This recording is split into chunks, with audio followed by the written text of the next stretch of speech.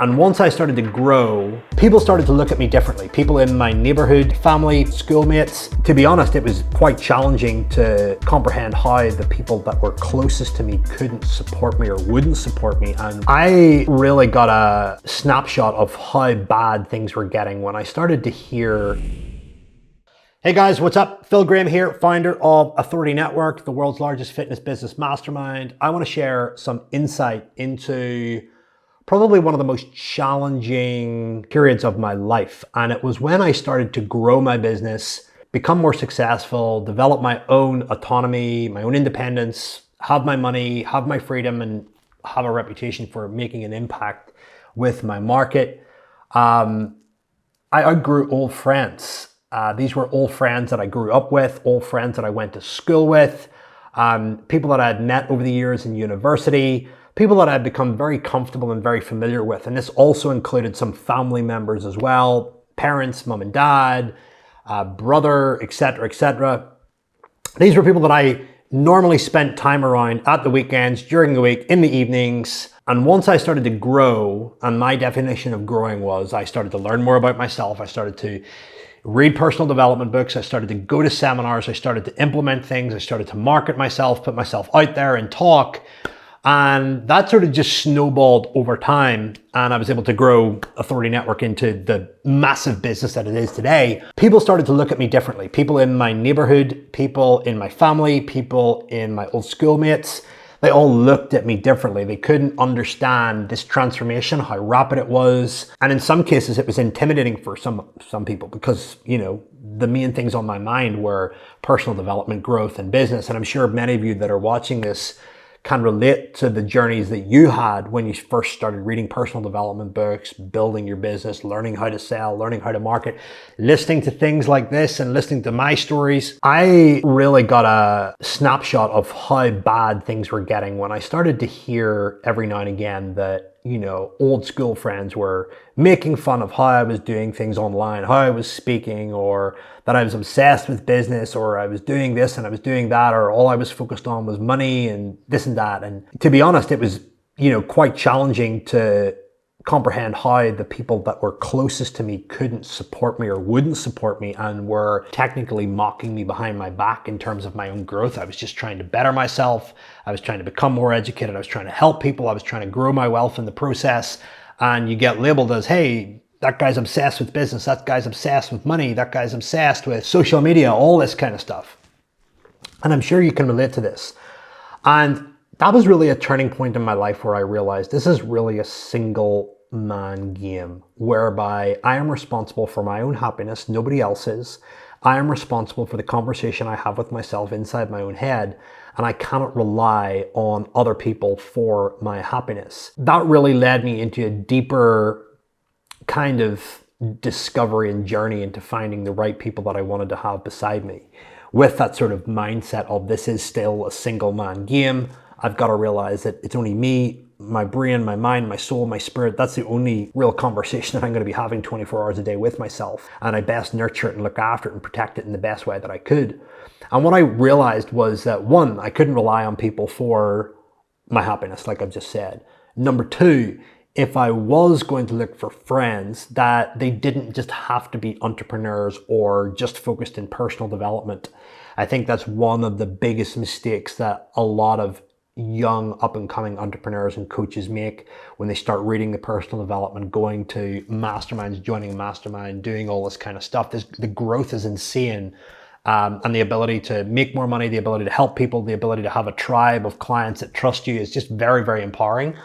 But the problem with that is it can become quite polarizing in respect to how you look at other people. You can find it hard to relate to other people that don't talk about business, that don't talk about personal development. And you can, in many ways, shapes or form, have this like moral superiority. Sometimes we used to see that in sort of the bodybuilding world when bodybuilders who, you know, were super dedicated to nutrition and training would look down or frown upon other people that weren't as dedicated with their nutrition or their training. And it leads to a very polarized outlook on how one should live and how one should have friends as they grow across the journey, and thinking that they always need to be surrounded by entrepreneurs and high achievers.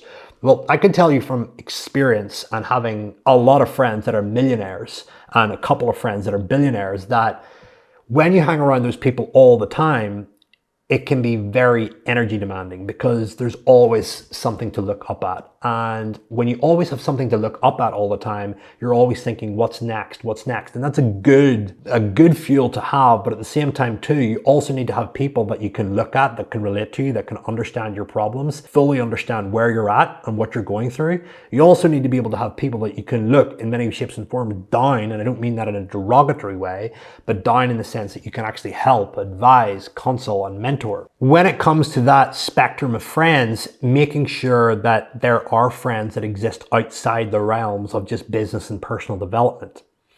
You know, one exercise that I think you all should do is get very, very clear on what your personal values are. And you can do this, go and check out John DeMartini. He does a value determination exercise on his website, or you can just simply write down all the things that you think about, talk about, buy, envision, all these kinds of things that you just literally can't stop thinking about 24/7. Write them down on a piece of paper and prioritize them in a top 5 list. If you can find people that match those categories and those values, then you'll find interesting conversation and interesting company. So if you've been following me for a while and you know me and you've been watching my social media, you'll know that I'm massive into my cooking, I'm massive into my barbecue, I'm massive into coffee, I'm big into jiu-jitsu. I love being able to find people who are interested in similar things, and I love talking to them about the techniques, the strategies that they employ to have success in those areas or to have experiences with food in those areas. So not everyone that, you know, I surround myself with is always a millionaire, high performance entrepreneur, somebody that's massively into personal development. I could be talking to somebody that's incredibly talented about jiu-jitsu or incredibly passionate about food, and I just love the conversation because it's a value of mine. It's something that I'm interested in. And when I realized that not everyone that I had to hang around had to be a high-flying entrepreneur, multi-millionaire, I was able to find a lot of peace and satisfaction in these other conversations through relatable subjects. I suppose my lesson is one, don't think as you grow as an entrepreneur that everybody that you surround yourself with has to be more successful than you. Number 2, not everyone has to be an entrepreneur.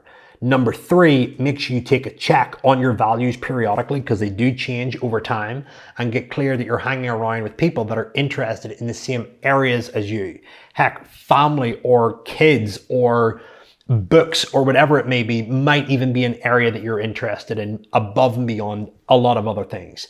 And hanging around with other fathers, other mothers, other bookworms, whatever you want to call it, knife experts, I don't know, whatever the subject is you're into, sound, tech, I don't know, software, crypto, investing, is going to be very, very important, because you can tend to have this sort of like head down, focused, and be completely unaware of all these other super valuable areas in your life and people that can complement them.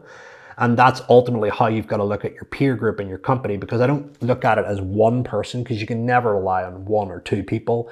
You've got to look at the collective, and you want to have these different people in different areas, different subjects that you can tap into at times when you feel like you want conversation and you want to be stimulated and you want to have interesting, in-depth conversations about an area that you're interested in. I now look at my peer group every single week. Who can I connect with this week that I'm going to gel with in respect to BJJ? Who do I want to connect with in respect to business?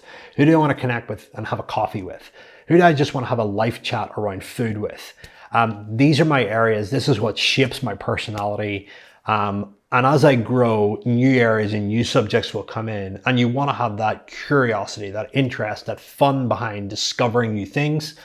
And that's super important. Growing as an entrepreneur, I've been through the whole journey of not understanding why people can't relate to me, why they don't want to see me do well, and, you know, locking myself down. But that gets boring after a while and you can't sustain it. You do need to be stimulated from different areas. And realistically as well, in the grand scheme of things, beyond looking at individual people for your happiness, getting very, very clear on your purpose and why you're doing all this, that is essentially your best friend and the very reason why you get up in the morning. So making sure that you've got a very strong purpose behind you, that you've looked into it. Why am I doing this? What is this for? Where is this leading to? Why do I want to keep doing this in 10 years? What does the journey look like for me? Who are my role models? What have they been through? Knowing that you're going to go through challenges like this, where you want to find, new people just to explore and discover the world and the universe and everything else that comes with it. that's a very sound way to think and look at things. Hopefully that's been useful. Hopefully that's given you some insight, some food for thought around choosing new people to hang around with and refreshing your energy, refreshing your week, giving you some fun in your week. Remember, you want to have people that you can have fun with, you can have vulnerable conversations with, you can have interesting conversations with, and essentially people that grow you and inspire you in all different areas beyond just business and money. So those are my 2 cents. Hopefully that was useful. Take care. See you soon.